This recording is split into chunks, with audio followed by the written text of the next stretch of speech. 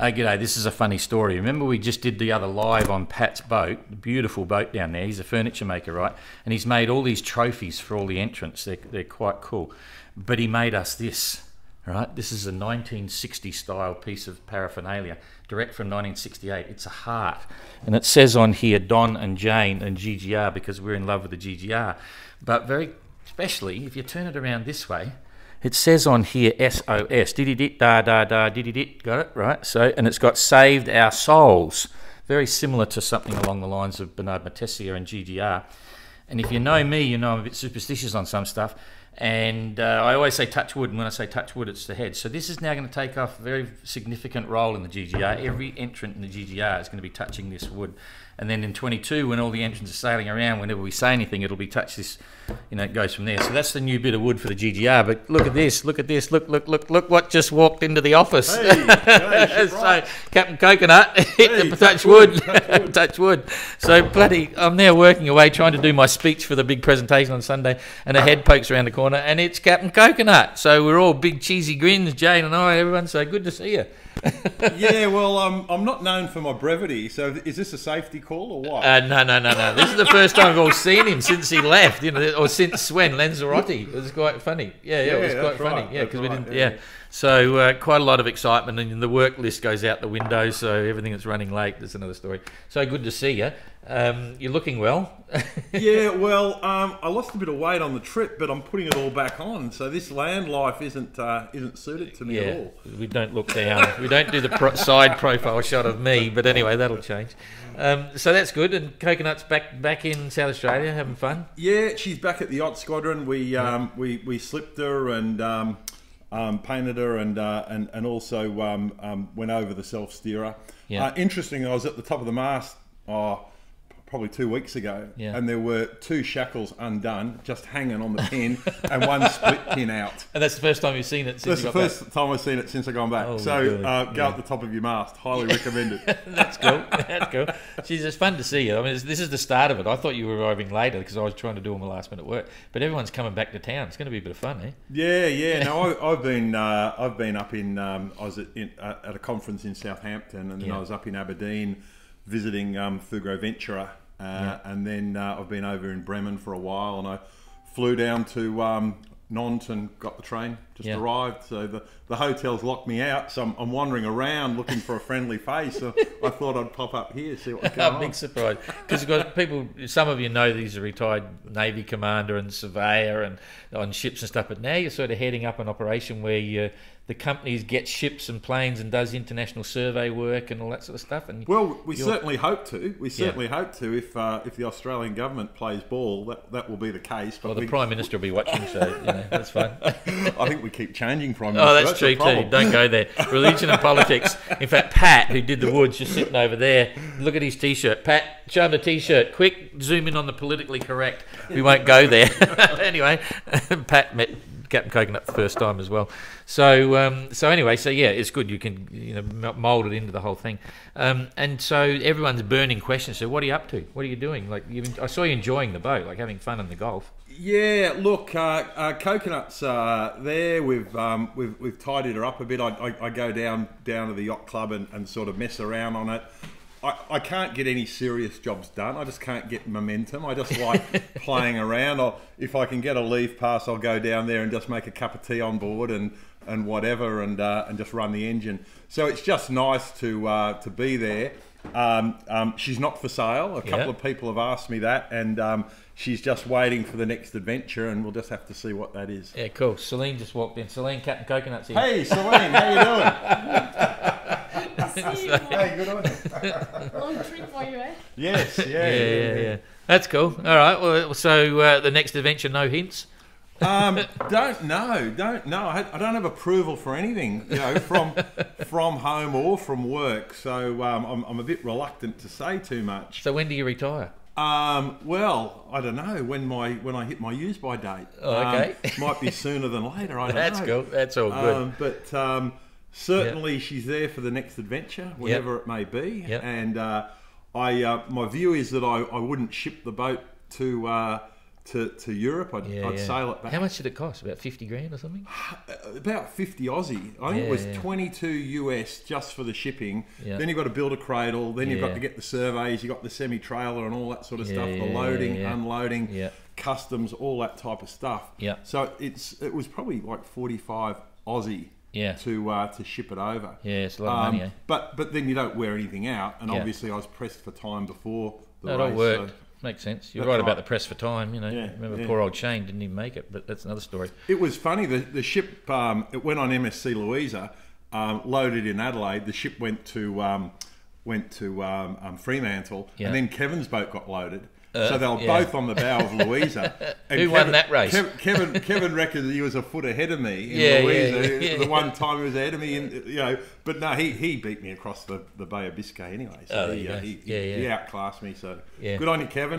Hey, cheers from where is he on? Island Peak or something? Yeah, he's heading up towards Everest Way. You'll probably see some of this stuff, but so far so good for him. You know, so that's good. He's the only one that's not coming to the thing because he's in the mountains, but that's fair enough. Everyone's doing different things. Another adventure. Yeah, it'll be quite fun because we what you don't realise, or you probably do, is that we haven't seen a lot of things. We haven't seen Gregor, since he went through Lanzarote. We haven't seen heap of them. Is Avalash coming? Yeah, he's coming. Fantastic. Yeah. So he's a husband. He's a father now. You know. Yeah. Well, that's right. Before, but they had a baby and all that stuff. So lots of things going on. So it'll be quite fun. You know. Seeing everyone. That's right. There's a bit of catching up to do. Yeah. All right. Well, this is only meant to be a short one because you all know the story. But how did it? It was kind of interesting because from our perspective, when you were coming into Adelaide and stuff, we were all sort of thinking, oh, it'll be so hard to get out of Adelaide. You know. It was. It was impossible. home port. It was Christmas. Absolutely. But I think the other side is it's so hard. It's much harder running a campaign from Australia. Yeah. Because you're home and you sail there, and then to keep going means it's almost like another journey because you've got to then bring it to Europe and then you've got to bring it back. Yeah. So once I broke the trip, I sort of it wasn't that Chichester didn't interest me. It's just that I lost momentum. I'd also need more leave because I wasn't going to arrive when I expected. So I'd need more leave and just a whole raft of things. But I also really enjoyed what I did and I was comfortable with that and whatever. Could see that. And I sort of thought, well, look, I've had a fun, bit of a sail here, and it's my first attempt, so it's my warm up. I mean, old Sir Robin, had a warm up from India to the UK, so I'm allowed to have my warm up too. Absolutely, it's never over till it's over, and that's the beauty of the GGR. It's a hugely personal thing, and I'm just writing my speech now for the thing. I never usually do that, but I've got to translate it. You know what I mean? So I've got to write it this time. Usually I just blurp it, but that's a big thing. It's different things for different people, and it's a journey, and I've still got coconut, and be it messing around the Gulfs or something further afield. I know Bob Waugh, a friend, a work colleague in New Plymouth. I actually retired from or pulled out of the Trans-Tasman race to do the Golden Globe. Yeah. And the next Trans-Tasman will probably conflict. Oh no, it's probably earlier now. So maybe you could do both. Do it. You never know. It's going. 2 months. You never know. Never mind. Anyway, there's options. Absolutely. I'm trying to think of the one question that everyone that's watching this will want to know that we might want to be. What is it? I'm thinking. When you went around Cape Town after the film drop and and you're really hugging the coast, all of a sudden the wind came in strong on the Gullah Strait. So you had wind against tide and you were wedging into the corner. What was going through your head when that was happening?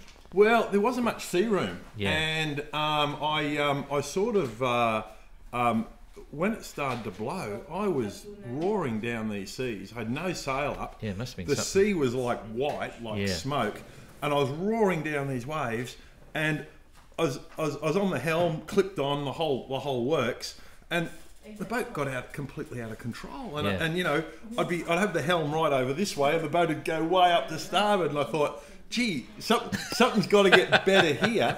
So I pulled out the storm jib and ran it up into the wind, and all of a sudden it just all settled down because it was that's right, and it pointed me offshore, which was sort of safe. And then, but I was sort of still a bit beam onto the waves, so I put up the storm trysail, took in the headsail, and then jammed it up a little bit more, and she sat there beautifully. And I could check the bottom on the echo sounder.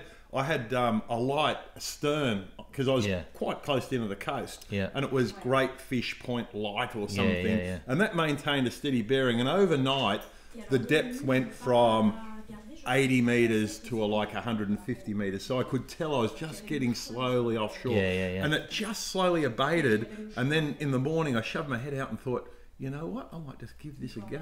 Yeah. So I popped out into the Agulhas, and it wasn't as bad as I thought it was going to Yeah. be.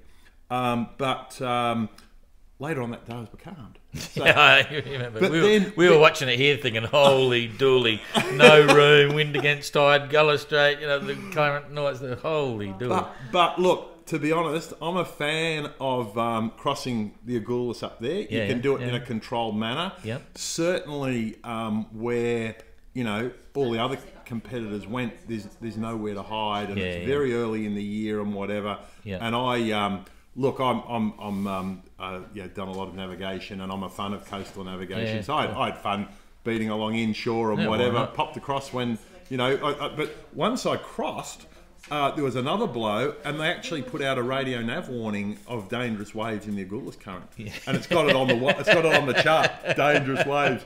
So I shot across, but once you're up past East London, you've got very good weather predictions, and you can control it. You could get yourself into trouble if you ignored it, but you've even got VHF coverage That's cool. there, so it was fine. All right, I've got to say, the classic live you did with your daughter on the boat the day after you got back, Right. you looked like a nut. You had the hair was there in the beard, and you were a bit lost weight. You looked like the nutty professor, honestly, and you couldn't stop talking. It was so good to watch. It was like real raw, bloody, I don't know, emotion, humanity, talking to you. It's all around, oh yeah, look, this is what I had here. It's just a classic piece of vision. To be honest, I didn't really get into the ham stuff till very late in the trip. Yeah. And so really my only communication was with passing ships and my weekly call. So when you had a safety call